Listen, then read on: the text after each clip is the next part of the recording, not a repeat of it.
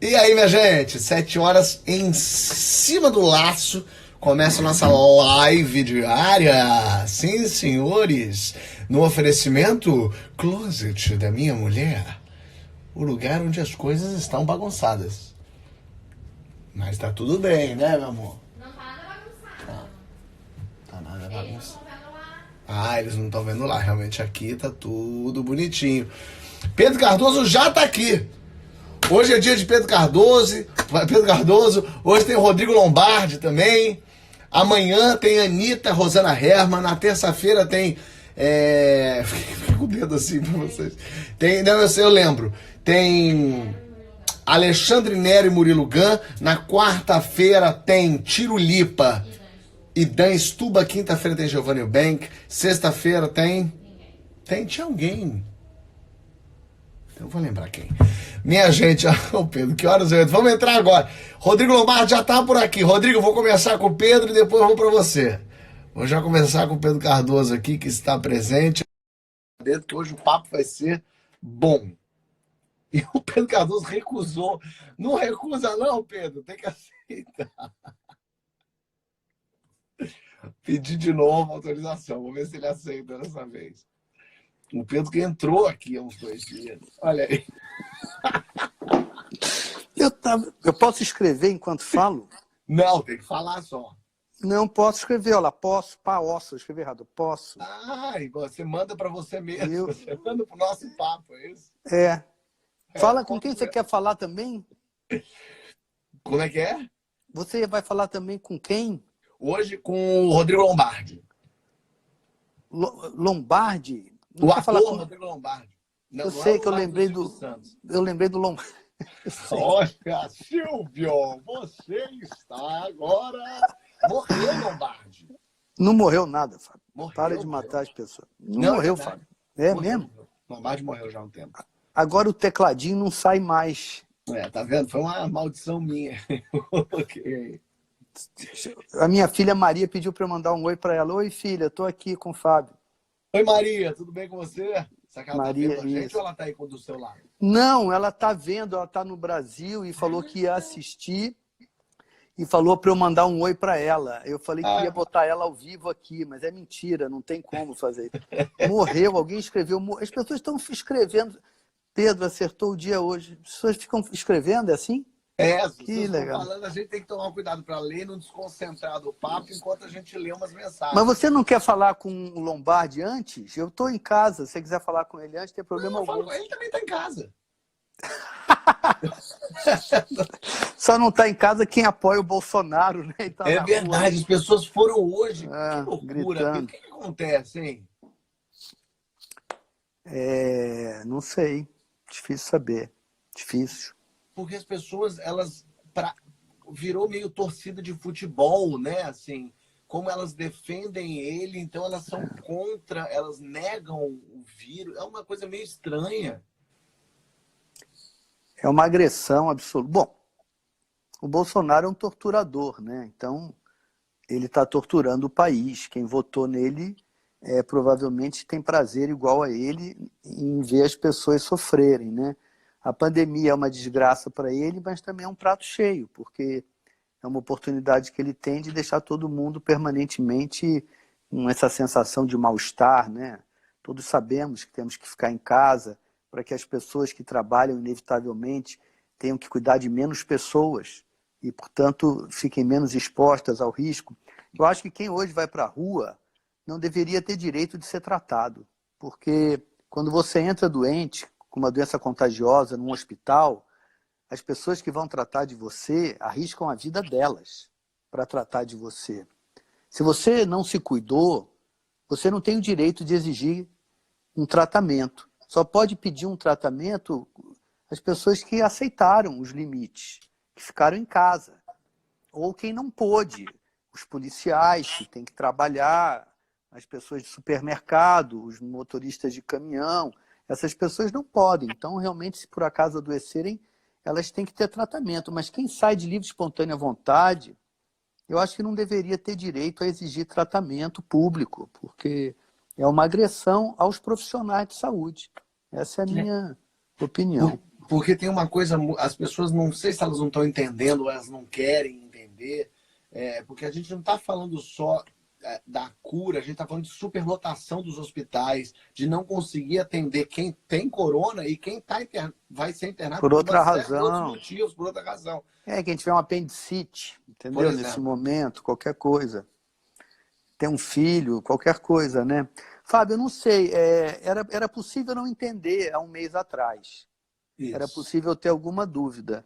Mas você olhando para os Estados Unidos, que é o país que o Bolsonaro imita, né? A pandemia lá tem quase 1 milhão de pessoas. Tem 750 mil casos. A atitude do Donald Trump foi muito tardia, né? E foi igual aqui, negar, dizer que não era muito sério e tal. Eu estou aqui na Europa e eu vi acontecer na Espanha, na Itália, aqui do lado da minha casa. Eu vi acontecer na França. É uma coisa gravíssima. É uma coisa que a humanidade não sabe ainda como resolver. Claro que isso gera um problema econômico, mas é o que eu tenho dito. A solução para o problema econômico é uma solução que tem que ser inventada. Tem que se inventar uma economia para que a gente possa ficar em casa enquanto for necessário. É uma invenção nova, é uma criatividade nova, é uma generosidade nova, é uma porção de novidades que certamente o grupo que está no poder no Brasil não quer. Eles querem... Tanto que você vê as pessoas que estão fazendo esses movimentos são pessoas de classe média baixa em busca de ascensão social para a classe média alta, né? Que é o que foi prometido para eles. E as pessoas de classe média alta estão em casa, né? Porque rico não se arrisca, né? Eles pagam a classe média baixa para a classe média baixa ir lá fazer carreata. Você não vê um Mercedes-Benz, uma Land Rover. Você vê carros de classe média. É uma coisa muito cruel. Agora, eu compartilho da sua perplexidade. Eu não tenho a menor pretensão de entender o que é esse fenômeno fascista, nazista, no qual o Brasil embarcou. Eu nunca imaginei que o Brasil fosse um país predominantemente nazi-fascista, como ele se revelou. Não é o país onde eu... Você fala isso e muita gente fala assim, pô, Pedro, mas peraí, uma coisa é nazismo, fascismo, outra coisa é o Brasil que a gente está vivendo. O presidente, tudo bem, ele é um doido, ele é um maluco, mas ele não é fascista, ele não é nazista. Eu acho que eu acho que não existe ainda hoje no Brasil uma administração absolutamente nazi-fascista, porque há muita resistência. Mas se não houvesse resistência, como em determinado momento na Alemanha não houve, nós hoje estaríamos vivendo num país absolutamente governado dentro de um projeto de extermínio de pessoas, eliminação física de oponentes intelectuais, tortura, AI-5, isso que eles estão pedindo, AI-5 e tal.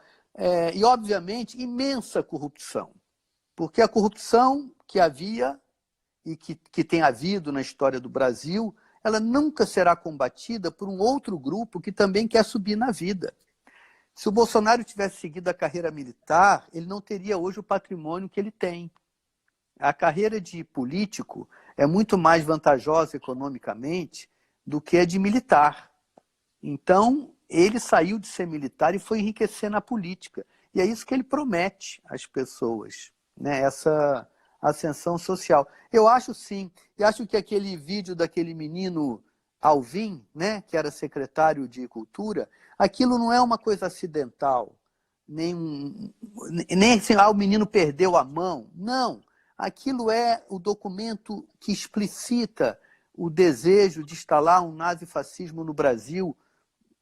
Fábio, a história do Brasil é cheia de períodos de ditaduras. Não é uma novidade isso. A novidade para o Brasil é a democracia, não é a ditadura. Que é muito recente e é muito curioso ver como as pessoas pedem, muita gente volta à ditadura, era tão melhor. Você que viveu esse período de ditadura, muita gente fala assim, tudo bem, teve uma parte da população, uma pequena parcela que talvez tenha sofrido porque estava fazendo arruaça, porque era comunista e tal. Como é que era na ditadura, Pedro? Era moleza? Bom, como é que eu vou dizer? É difícil rebater uma mentira absoluta, né? Eu agradeço a pergunta. Como é que eu vou responder? Bom, primeiro, o projeto econômico da ditadura militar entregou um país com uma dívida externa imensa, que custou um esforço enorme para ser paga, e com uma inflação que gerou depois a superinflação, que nos penalizou por 10 anos depois da ditadura ter acabado. E houve uma concentração de renda durante a ditadura militar muito grande. Então, houve um enriquecimento do país enquanto nação, mas houve um empobrecimento da maioria do povo. Então, é um projeto ditatorial de concentração de renda. Então, era muito ruim pelo aspecto econômico. Eu vivia ali, a vida era muito difícil. Agora, as ilusões da ordem eram realmente grandes, porque, aparentemente, os problemas eram menores, porque éramos também 70 milhões de pessoas. Outro dia eu falei sobre isso. Hoje somos 220 milhões, com sucessivos governos estaduais, municipais principalmente, e até federais, muito negligentes com todas as infraestruturas. Então é natural que hoje, nós sendo 220 milhões, os problemas que durante a ditadura eram proporcionalmente menores, nos pareçam hoje serem maiores. Mas já havia violência, já havia assalto, já havia uma opção de coisas. E não havia liberdade alguma, né, Fábio? Então... Quando você tem a liberdade como uma opção, ela já não é válida. A liberdade tem que ser determinante, tem que ser a pedra fundamental, né? Eu e você, nós dois, estaríamos provavelmente presos numa ditadura militar. Eu, você, teus amigos todos, como os amigos todos das pessoas que eram contra aquela ditadura foram presos, mortos, assassinados, torturados. Mas por que, desculpe te interromper, mas por que a população, de um modo geral, porque a gente, tudo bem, somos artistas, mexe com arte e tal, mas por que a população não via, na época, não via a ditadura como algo terrível? E, na verdade, pergunto também, a população via a coisa, a população de classe média baixa, classe baixa, ela estava preocupada com outras coisas, que é sobreviver, do que se preocupar com a ditadura, por exemplo? Você treinou bem lá naqueles teus tempos de Record a ficar entrevistando as pessoas, né? Você realmente virou o Jô Soares da sua geração. Parabéns, amigo. Muito obrigado. Não sei te responder. Eu acho que a vida cotidiana é muito exigente. Você, por exemplo, quanto tempo você tem para fazer política? Eu tenho pouquíssimo tempo. Eu acordo de manhã, leio os jornais, escrevo para o Instagram alguma coisa, tento responder às pessoas o mais que posso, porque acho que o Instagram é uma indelicadeza de desconsiderar o que as pessoas me respondem. Mas eu tenho que trabalhar, eu tenho que lavar a louça, eu tenho que fazer a minha cama, eu tenho que cortar um pedaço do meu gramado, eu tenho que cuidar das minhas filhas, eu tenho muito pouco tempo para fazer política. Agora, os políticos, incluído aí os militares, quando se metem na política, são pagos por nós para fazer política. Então, o povo tem 10% do tempo dele para fazer política. Então, quando aparentemente as pessoas não estão demonstrando insatisfação, é porque elas estão dentro do ônibus, elas estão indo trabalhar, elas estão perdendo emprego, estão ganhando emprego, estão passando fome ou não estão. Então, as pessoas estão muito ocupadas em sobreviver. Um dos problemas de lutar pela liberdade é que toma tempo. Entendeu? Assim, toma muito tempo. A gente ainda consegue, porque a gente consegue lutar pela liberdade ao mesmo tempo que trabalha. Então, quando vocês fazem aquele programa muito engraçado sobre Jesus Cristo, a primeira tentação de Jesus, que é uma... Eu gostei muito de falar aquilo que... quando a gente fala da religião, a gente não está falando de Deus, a gente está falando das pessoas. A gente nunca está agredindo ao próprio Deus. A gente está falando das fraquezas humanas, dos delírios humanos. A religião cristã tem muita repressão à sexualidade. Então é uma boa piada falar da sexualidade do Deus deles. Isso não é ofender a eles nem ao Deus deles. É falar das imperfeições do ser humano e tal. Quando você fez aquilo, você está fazendo simultaneamente o seu trabalho e a sua contribuição política, né? Então dá tempo de ganhar dinheiro e fazer política ao mesmo tempo. Mas a maioria das profissões não possibilita isso. Um bancário que chega no banco às 8 e sai às 5, ele tem que depois ir para cá. Como é que o cara vai fazer política? Política é um luxo, né?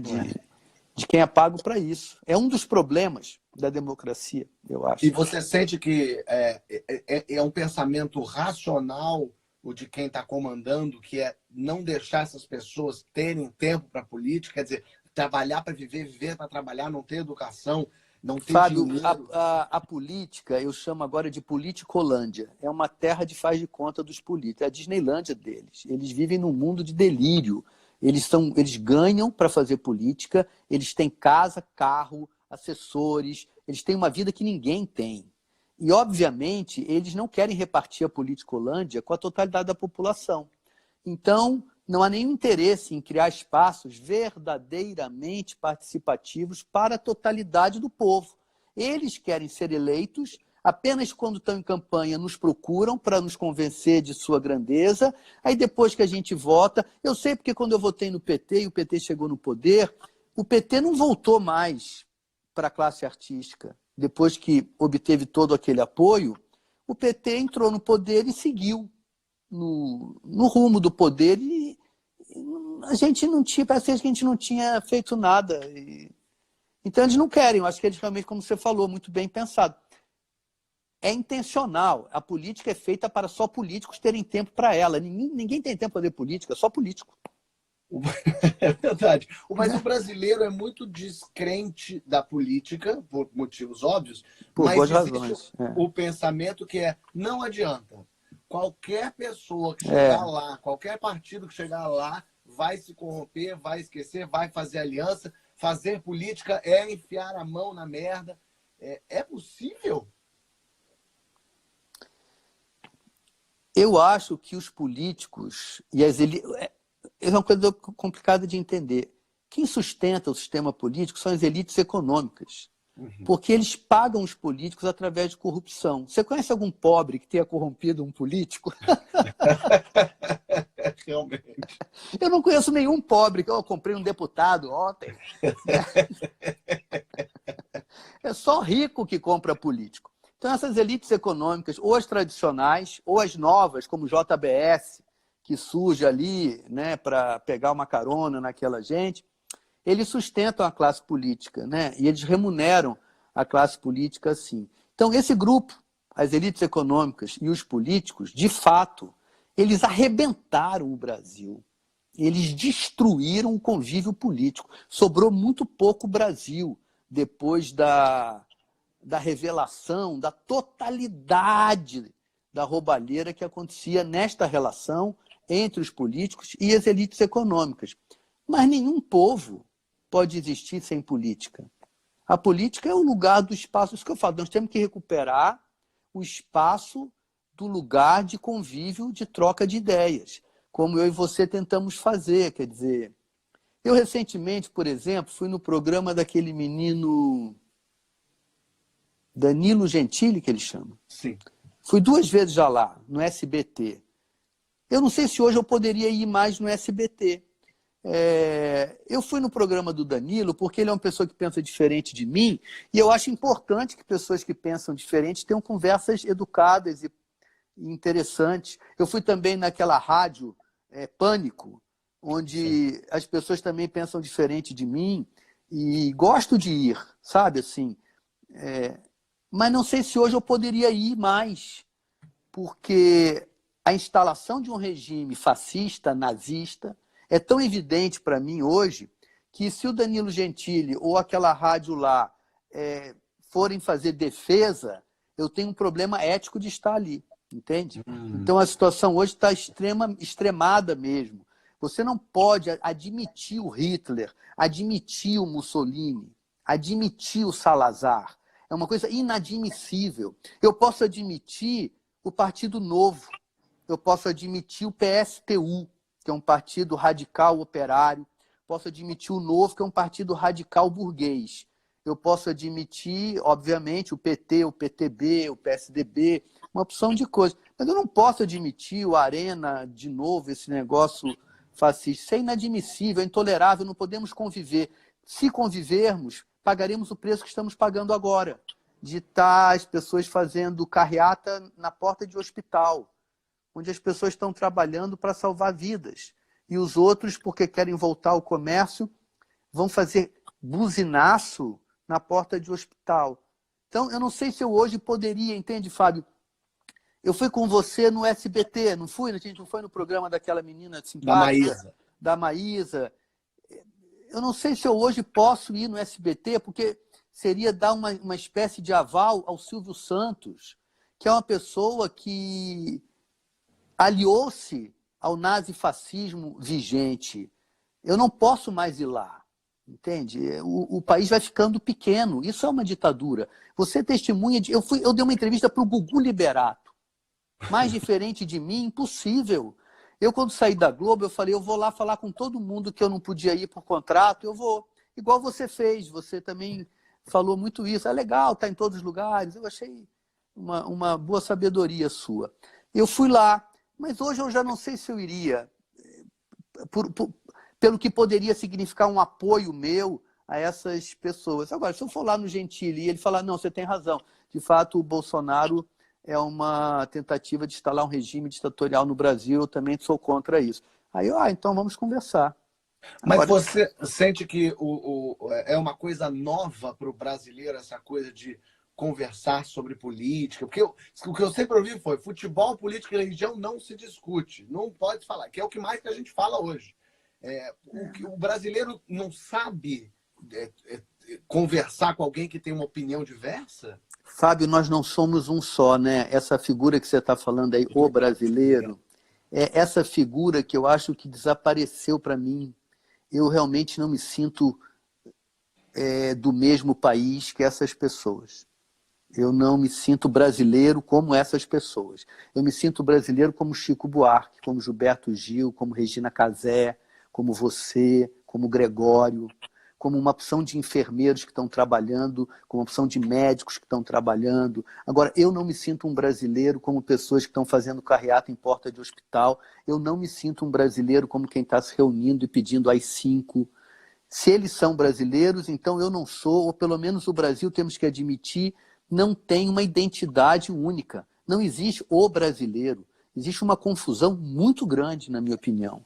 Existe uma desordem estrutural, original, histórica, que fica escondida nessa figura patriótica, o brasileiro. Então o brasileiro é assim. Não, nós não somos um só, nós somos muitos e talvez não sejamos os mesmos e talvez nós não gostemos uns dos outros.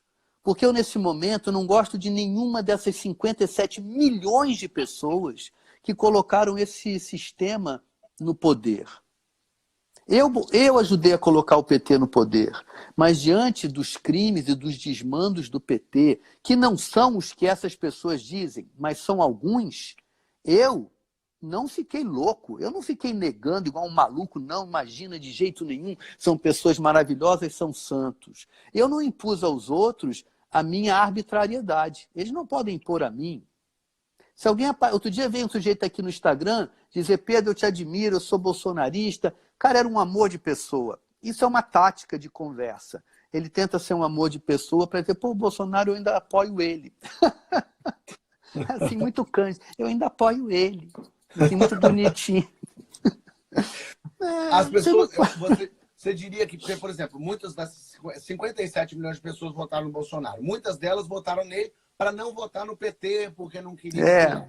Mas esse 1 ano e meio, digamos, de governo Bolsonaro, já teria que ter feito quem votou ter se arrependido. Né? Eu tenho alguns amigos que votaram no Bolsonaro por um delírio antipetista e também por achar que tinha que mudar e tal. É uma coisa mais ou menos razoável, né? Mesmo diante das evidências, num mundo de tantas mentiras. Eu mostrei para um amigo uma vez o vídeo do Bolsonaro falando que ele era a favor da tortura. E ele não acreditou. Ele não acreditou. Falou, não, isso é armado. Eu falei, como é que é armado? É áudio e vídeo. Não, mas isso aí tá editado. Eu falei, não está editado, eu trabalho com isso. Está um plano direto, está aqui. Então, ok. Agora, depois que ele tomou posse, e depois das atitudes que ele tomou, Weintraub, Damares, né? Esse ministro aí das Relações Exteriores, os filhos dele, também não se sabia da ligação dos filhos dele e dos elogios com as pessoas do crime organizado, da máfia policial. Não se sabia isso nitidamente durante a campanha. né? Era uma informação que algumas pessoas tinham, mas depois que ele tomou posse, há uma suspeita, e eu falo uma suspeita porque a gente nunca pode condenar alguém antes de alguém ter sido condenado pela justiça, mas há uma suspeita muito forte de envolvimento dele mesmo e dos filhos dele com máfias policiais, que é a coisa mais baixa que pode existir numa sociedade, é uma máfia policial, né? Então, se as pessoas ainda querem acreditar nisso, não é Brasil para mim. Eu não faço questão de dividir com essas pessoas nem a mesma calçada. Se forem ao teatro me assistir, é uma perda de tempo. Eu não tenho vontade de ter nenhuma troca com uma pessoa assim. Se eu entrar no consultório médico morrendo e o sujeito falar para mim, eu votei no Bolsonaro e acho ele ainda bom, eu digo, me deixe morrer. Não quero ser tratado. Não quero ser tratado por uma pessoa assim. Não, eu sei. Eu vou perguntar ao médico antes. Você votou no Fernando Haddad? Você votou em quem? Em quem você votou? Não me toque! Não me toque! Não me toque! Deixa o meu apêndice! Deixa estourar! Deixa estourar! Não, essas virou... pessoas têm que entender que o que elas estão fazendo é intolerável, é inadmissível. Você pode odiar o PT, pode ter as razões que você quiser, mas o Jair Messias Bolsonaro e estes que estão aí com ele são pessoas que não podem ser aceitas. As pessoas tendem a fazer uma comparação muito equivocada, na minha visão, que o Bolsonaro é o Lula da direita, quando, na verdade, são coisas completamente diferentes. E até os próprios crimes e o que eles falam nada são a ver. coisas. Nada a ver. Não. É Eu acho que não. Eu sou muito crítico ao PT. Eu falo com muita frequência de coisas no PT que me desagradaram, O PT atual me desagrada muito. Eu acho que o PT atual não tem nada a ver com o primeiro PT, com aquilo da onde o PT veio. Acho que é um partido totalmente desconectado da sua própria história.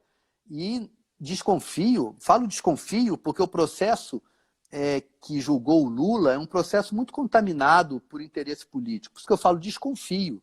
Desconfio que há muito crime cometido pelas administrações petistas. Mas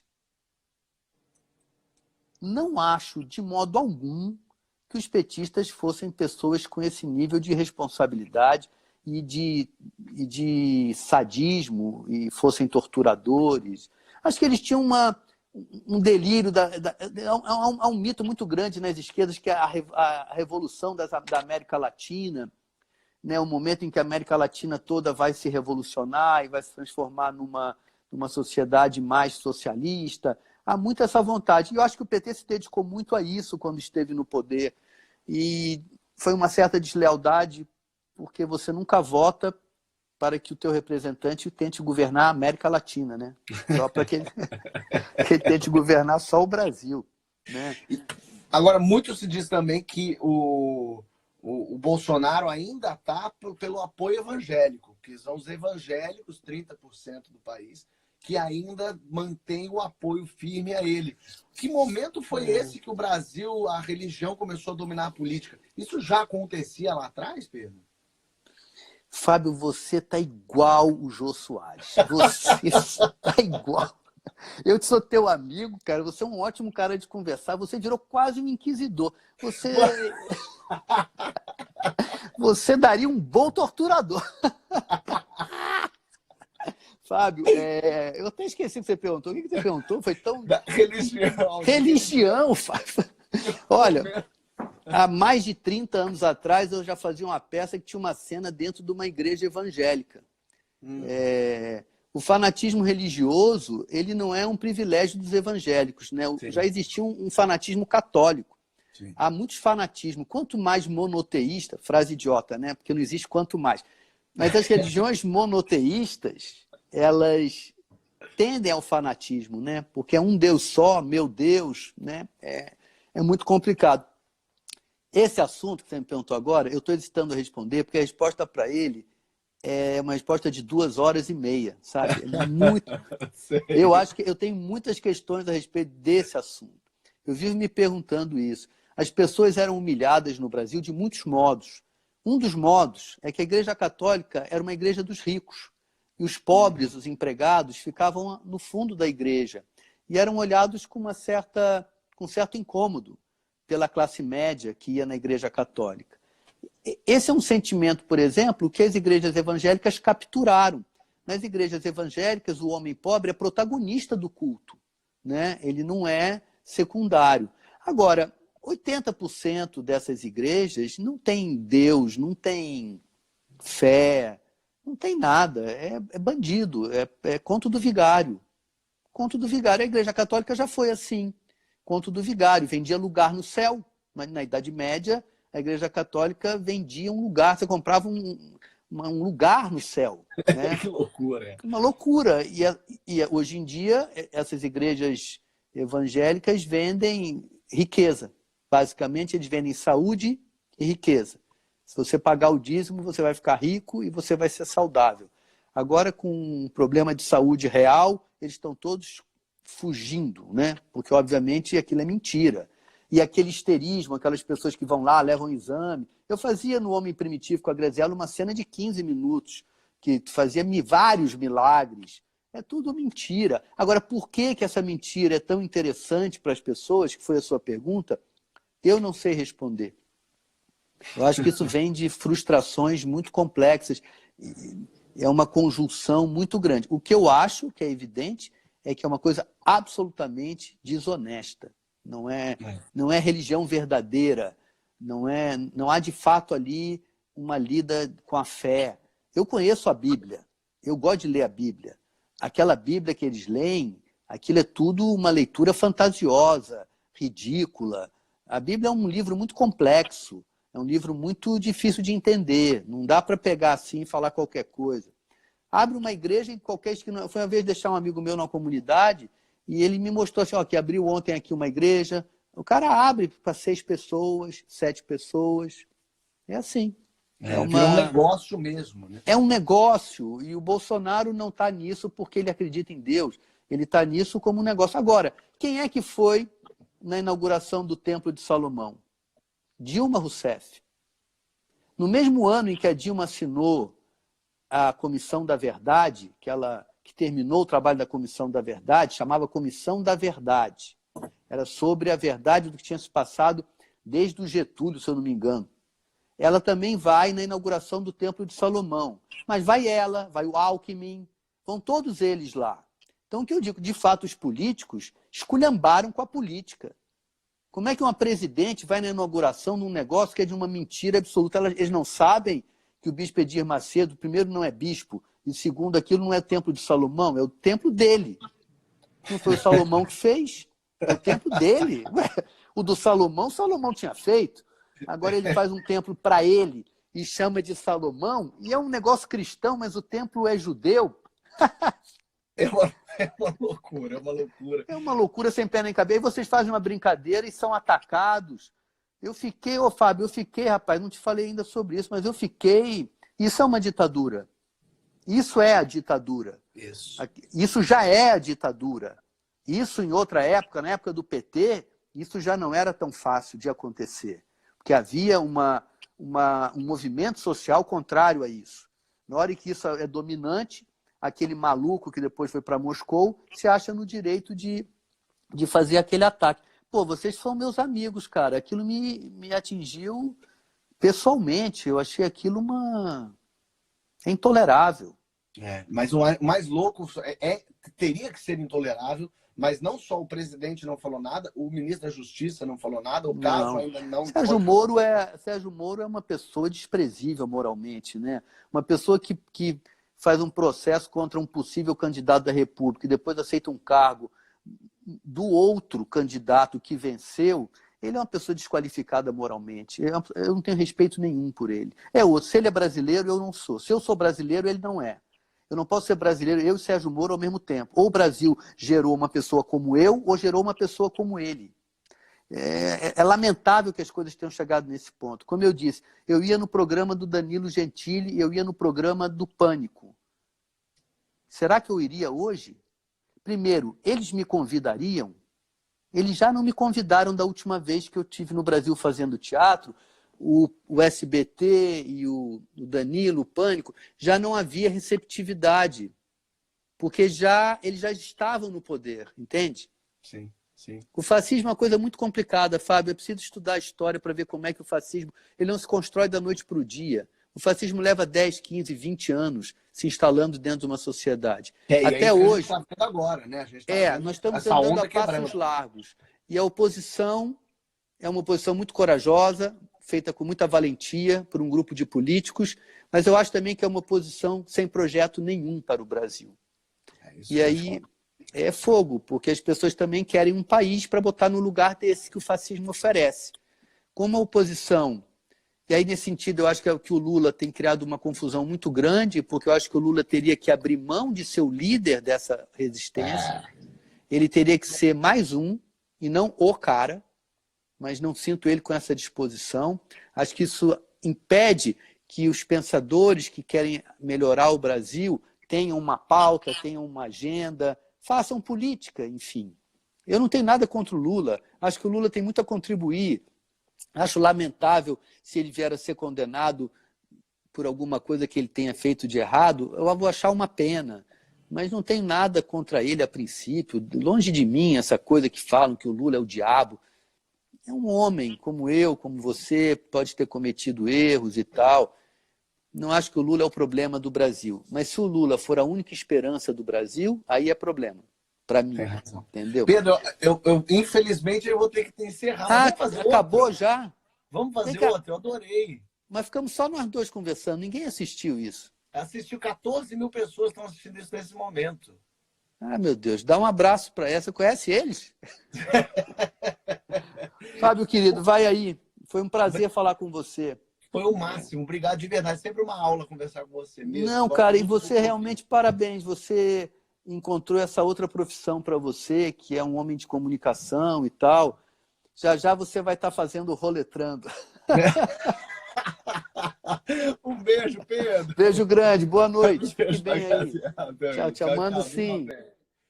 Pedro Cardoso, brilhante, brilhante. Daquelas pessoas que a gente tem que prestar atenção e saber o que está pensando para a gente. É isso, por acaso eu concordo com o Pedro, mas mesmo quem não concorde, eu acho que pessoas desse calibre precisam ser ouvidas, entendeu? De ambos os lados. Impressionante. Pedro Cardoso. Ai, ai. Rodrigo Lombardi, chegou a tua vez. Chegou a tua vez. Me aceita que eu te aceito. E aí? Como é que eu vou entrar agora depois do Pedro Cardoso? Como é que deu vontade de ficar só assim, ó. Deixo vocês com o Machado de Assis. Seu Machado. e fica aí. Que delícia. Até Padre Fábio de Mello entrou aqui, tá prestando atenção na gente. Que delícia. Eu sou fã do Padre. Nossa, minha mulher souber, ela me tira daqui, manda você sair, fica só com o Fábio de Mello. Eu vou fazer uma live com ele ainda, ele já me prometeu, mas enfim. O Pedro Cardoso é um cara brilhante, né? Como é gostoso você ver alguém falar bem. Né? Apesar, eu concordo com 90% do que ele falou, com algumas coisas eu não concordo, mas eu adoraria sentar e tomar um refrigerante com ele. Sabe? De ficar falando e ouvindo ele falar. Hoje eu vi na CNN, eu vi o Leandro Carnal falando, fiquei 1 hora no Leandro Carnal e acho tudo. A oratória é a maior arma do ser humano. Eu acho sensacional isso. Não, tinha uma coisa na Grande Família, quando eu estava lá, eu era a dupla da Marieta, então eu contrastava pouco com o Pedro, eu ficava no camarim dos homens, obviamente, então eu ficava sempre rodeado de Marco Nanini, Pedro Cardoso, Tonico Pereira, Lúcio Mauro Filho. Esse era só, pessoas, né? Que estavam ali, né? E aí o que acontecia é que, às vezes, eu ficava só presente, quietinho ali, que eu não queria falar, eu queria ouvir. Então, às vezes, eu só jogava um assunto. Às vezes eu falava assim, menino, você viu aí o que aconteceu com não sei o quê? Isso, exatamente, ebulição. E aí Marco Nanini falando de Pedro Cardoso, falando bem pra caralho. Eu fiz uma participação na Grande Família que eu entrava pra beijar o Tuco. Só que era na época que ele tava meio tutsi, assim, né? Ele era uma atriz. É verdade, lembra disso? E a gente fez o programa da Fátima Bernardes, aí ele entrava e eu fazia uma cena de beijo com ele para Fátima Bernardes. Aliás, deixa eu me apresentar aqui para o Pedro Cardoso. Pedro Cardoso, eu sou o Rodrigo Lombardi, ator há 28 anos, quase 30 anos, fiz algumas novelas, participei do seu programa e amo você, sou apaixonado por você. Aliás, você está muito parecido com o Jô, viu? Amei a canequinha, amei a canequinha.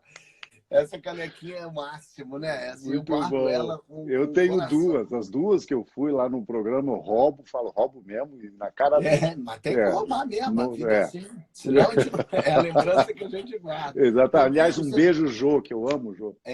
eu tenho. Ó, o Pedro Cardoso está por aí, ó. Ele falou: não resisti à piada do Lombardi. Já estou acostumado. Você está na sua casa onde? Eu estou na Barra da Tijuca, E, no Rio de Janeiro. e confinado há quanto tempo? Desde o início, desde o dia 1. A gente está aqui, é uma loucura, né? Mas eu fico pensando na beleza disso como um momento histórico, né? Como uma pandemia que a nossa geração, acho que nem a geração do meu avô viveu. E fatos como eu tive meu sogro que faleceu recentemente, que é sobrevivente de campo de concentração. Caralho. E a gente ficava conversando sobre coisas incríveis. Aliás, ele sabia, tinha um olhar sobre Hitler que era genial. Ele falava da genialidade deste homem. Pena que por um lado equivocado, Lógico, mas lado mal da força. não pode não falar que ele foi um gênio, né? Porque é um gênio do mal, um gênio do crime, um gênio, uma cabeça completamente torta, mas conseguiu o que ele conseguiu com o poder da palavra, fazendo política, aquilo que você acabou de falar com o Pedro, né? E os papos que eu tinha com ele desse momento histórico, que essas pessoas daqui a 10 anos não tem mais ninguém sobrevivente, porque o tempo passa. E a gente está vivendo um momento que, pela primeira vez, eu acho que as pessoas, nessa era digital, as pessoas estão se olhando, as pessoas estão... Né? Porque até agora todo mundo só olha para o celular. Agora eu estou tendo que olhar para o celular para falar com você. Então a gente está se olhando, olha que beleza. Né? Mas está fazendo muita diferença mesmo, porque a gente, ainda mais com o WhatsApp, né? A gente parou não só de ver a pessoa, mas de falar com a pessoa, porque a gente só escreve. Vira. Lagriminhas. E isso realmente houve uma reviravolta nesse sentido da gente, peraí, lives, Exatamente. todo mundo fazendo lives e tal, é meio essa... Exatamente. A gente tem que entender que esse veículo não é... Eu tive uma reunião com os professores, né, de educação internacional para ver como é que está o mundo no quesito educação, e eles falaram assim, não é para brigar com seu filho que fica no celular. Aprenda a usar o celular também, porque isso é o futuro. É daí que ele vai tirar, talvez, as profissões que ele vai ter daqui para frente, que entrarão nos lugares das profissões que ele quer hoje e que quando ele se formar não existirão mais. Olha que loucura, só, né? Que loucura. Então, assim, o meu filho está com 12 anos agora e ele está vendo, ontem queria ser uma coisa, hoje quer ser outra, mas nenhuma dessas coisas talvez existam quando ele se formar. Então, para que a gente está formando nossos alunos?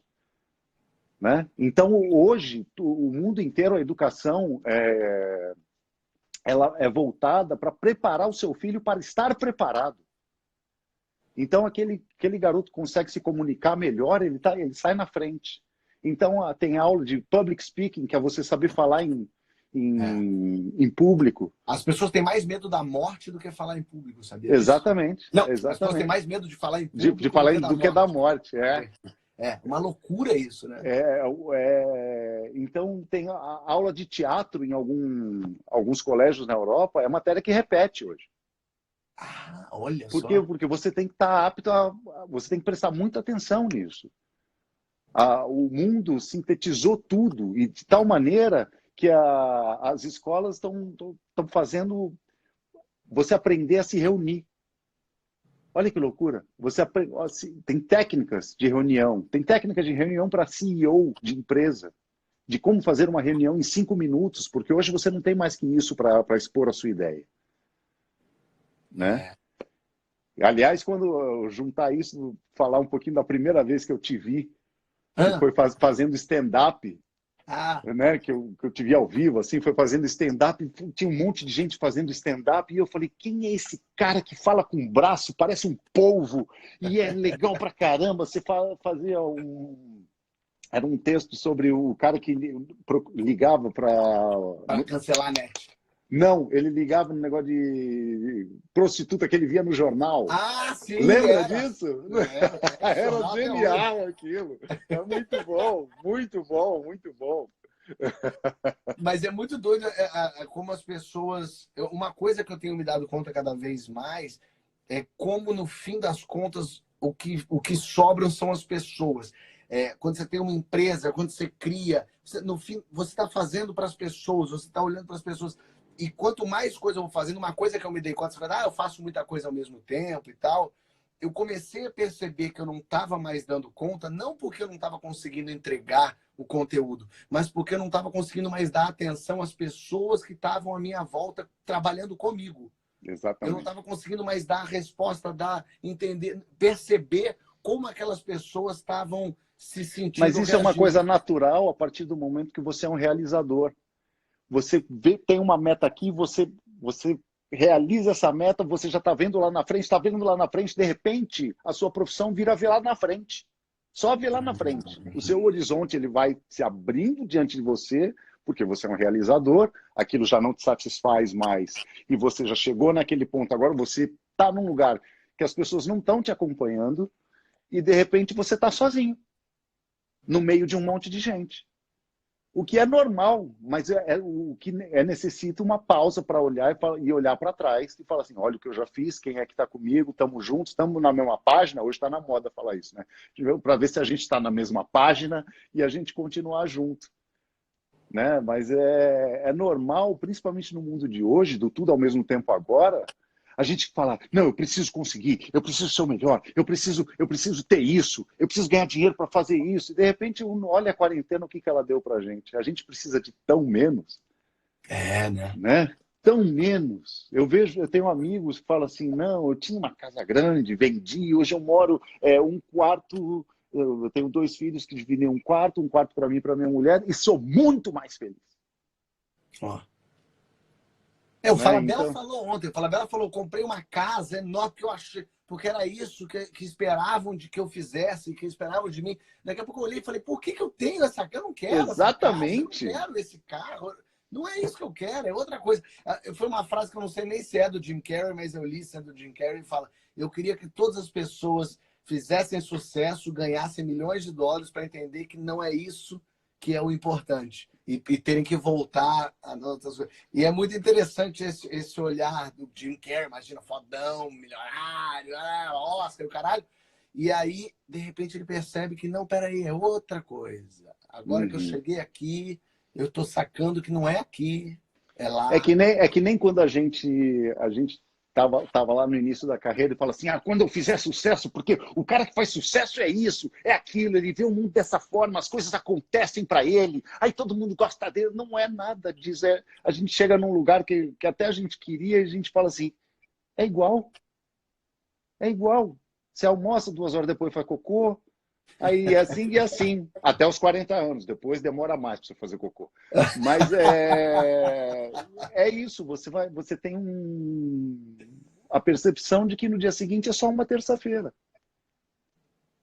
Né? Então é nisso que a gente precisa parar. E é isso que eu acho bonito desse momento que a gente tá passando. Eu aprendi a ter um olhar tchecoviano, vamos dizer assim, né, que dá uma morfina para essa realidade que a gente está e olhar ela com possibilidades, ao invés de olhar com ai, fudeu tudo, ai, acabou, ai, meu Deus do céu. Né? Eu acho que a gente tem... Se a gente quer se motivar, a gente tem que olhar para a situação, por pior que ela seja, com um olhar de possibilidades.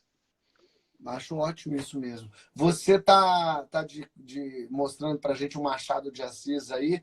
Por que você tem esse quadrão do Machado aí? Esse quadro foi um presente de Raimundo Rodrigues, que é responsável por todo o visagismo do Luiz Fernando Carvalho. E eu fiz uma novela do Luiz Fernando Carvalho, duas, aliás, que ele fez tudo, que foi Velho Chico e Meu Pedacinho de Chão. E Meu Pedacinho de Chão era uma novela infantil, que tudo era um grande sonho, e esse quadro veio de lá. Era do cenário da novela. Eu falei, nossa, ele estava fazendo aquilo. Eu falei, nossa, como é que faz para eu ter? Ele falou, como assim? Isso aqui? Não, toma. Assinou e me deu. Que ótimo. Aí eu vim para casa e botei aqui. Eu amo esse Machado. Você é leitor, assim, não necessariamente de Machado de Assis, mas de um modo geral, você é uma pessoa que gosta de ler? Eu adoro ler contos. Ah, bom, então Eu sou Machado de apaixonado Assis por tá contos. ótimo. É. E eu só citei agora, sou apaixonado por Chekhov. Né? Gosto muito eu acho para mim o Chekhov o maior contista do século. E eu adoro essas pequenas histórias assim. Amo, sou apaixonado. Aliás, você escreveu curta, né? Você tem acho que é Um Lobinho Nunca Mente. É o Lobinho seu? Nunca Mente. Mas esse é o Ian, é o diretor que escreveu. Ian. Eu fiz como É? ator. Ah, você fez como ator. É legal aquele curta, né? Eu adoro. Quem me passou esse curta foi um amigo meu, Renato Faveri, que também é fã teu, que deve estar enchendo de pergunta aí. Eu até conversei com a Aracy Balabanian domingo passado. E ela, você falou que gosta de contos, enfim, ela ouça o audiobook dela, lendo contos da Clarice Lispector. Olha uma das que demais. coisas mais lindas que você vai ouvir. É um Olha negócio que de uma bacana. profundidade, ela lê. Vou Eu nunca anotar tinha aqui. vivido isso, assim, que é entrar. Foi até perigoso, eu quase bati o carro, porque eu ouvia no carro, eu botava o CD no carro, na época que se usava CD, botei o CD e ia indo, sei lá, pro Projac, ia ouvindo Sei. a Clarice. Só que você entrava tanto dentro da história, as imagens iam surgindo tanto na frente, que chegou um dia que eu me desconectei do trânsito. Olha só. Olha o poder da Aracy. E ela vai lendo Clarice, vai entrando e vai fazendo com uma graça, com uma sutileza. É uma loucura, né? Eu brilhante. eu adoro ouvir audiobook também. Eu acho que tem histórias assim, tem histórias que têm que ser lidas, tem histórias que têm que ser ouvidas e tem histórias que têm que ser verticalizadas, colocadas na nossa frente assim para a gente assistir. Né? Não, é ótimo. O livro do Tim Maia, por exemplo, o Vale Tudo, do Nelson, eu ouvi o audiobook com o Nelson narrando.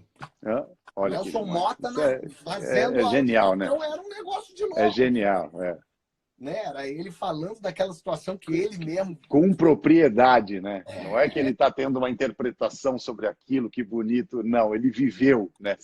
Parece que você materializa a pessoa na sua frente. É demais. Você demais. saiu da quarentena, qual é o seu próximo projeto? Eu estou no meio de um projeto, eu não posso nem cortar o cabelo. Eu estava gravando uma minissérie chamada O Anjo de Hamburgo, sobre a história... É uma história real, na Segunda Guerra Mundial, de Aracy de Carvalho, que era uma funcionária do consulado brasileiro em Hamburgo, na Alemanha, durante a Segunda Guerra. Uau. E eu faço Guimarães Rosa, que antes de escrever Grande Sertão Veredas, foi cônsul do Brasil na Alemanha durante a Segunda Guerra. Que loucura, nunca soube E ele disso. chega nesse lugar, vai para lá fascinado pela língua alemã, e não estourou a guerra ainda, e já encontra essa mulher falsificando passaportes para judeus irem embora da Alemanha, porque ela já previu tudo. Mas isso é o quê? Uma série da Globo, isso? É uma produção da Globo com a Sony Internacional, é toda em inglês, são 103 atores estrangeiros. Porra, que puta projeto É maneiro. um puta projeto legal, direção do Jaime Monjardim. É lindo, lindo, lindo, lindo, lindo. Porra, E a ótimo isso. a gente começou a gravar em Buenos Aires, chegamos de volta aqui, gravamos uma semana, pum, parou tudo. Caralho. Pô, isso vai ser para 2021. Vocês vão gravar, imagino eu agora. Deve ser agora, espero que no final do ano. 2021, é isso? Provavelmente. Nossa, isso aí, se ficar ruim, vai ficar bom. Imagina. Não é? Bom. Eu também acho. Até onde a gente filmou estava lindo, assim. Muito bom quando a gente é chamado para um projeto bom, né, Pois, Rodrigo? nossa, eu fiquei maluco, porque eu entrei no lugar. Eu sou assim na Globo, né? Eu entro no lugar das pessoas. Aí eu entrei no lugar do Matheus Solano, Aham. que. E aí, faltando 2 semanas para começar o negócio, eu entrei. Mas você já tinha entrado no lugar de quem aonde? Que qual novela? Ué, eu fiz. Por exemplo, quando eu fiz Pedacinho de Chão, eu entrei no lugar do Osmar Prado. Olha só, eu entrei no lugar do Osmar Prado, que foi para o lugar do Lima Duarte, que não pôde fazer a novela. Ah, olha Então, isso. foi uma loucura. E Carcereiros, com a morte do Domingos Montanher, era uma série que também não era para mim, era para ele. Aí eu fui chamado, entrei no lugar do Domingos. Aliás, que projeto, Carcereiros, hein? Eu assisti o filme, Ah, achei foi lindo, né? muito legal. Foi lindo, foi lindo. São duas visões desse universo, né? A visão do filme e a visão da série, que são completamente diferentes. Né? O filme é uma aventura, uma noite filme. naquele... Filmão, né? E a série é um drama sobre o cotidiano dessa pessoa, né? O cara que vai todo dia abrir e fechar, e trancar, e cuidar, e proteger, e ir atrás. Então, na verdade, são vários contos personificados por esse carcereiro. Então, esse carcereiro são todos os carcereiros. São todos os carcereiros. No Verdades Secretas, você estava desde o início ou também entrou no lugar de alguém? Verdades Secretas eu estava desde o início. Eita, que Vai ter o 2, não vai? Vai ter o 2. Mas daí você não vai estar Eu nesse. não tô, eu morri, né? Lógico, você morreu, não tem como. Mas sei lá, volta um sonho. Não é nada, não é impossível. Se bem que eu acho que bate data de gravação. Sei, né? Com essa série que vou terminar agora. E quando eu acabar essa série, eu vou fazer Grande Sertão Veredas, do Guimarães Rosa. O filme? O filme. Que o filme... Que então, maravilha. Então, incrível também, gente. Imersão absoluta em Guimarães. E depois faço um musical, faço Sweeney Todd. Ah, que ótimo que o Johnny Depp fez no cinema. Né? Exatamente. Você vai fazer o personagem que era do Johnny Depp? Eu faço Sweeney Todd. Ah, se tudo der certo, porque a gente está organizando a agenda agora, né, com essa coisa.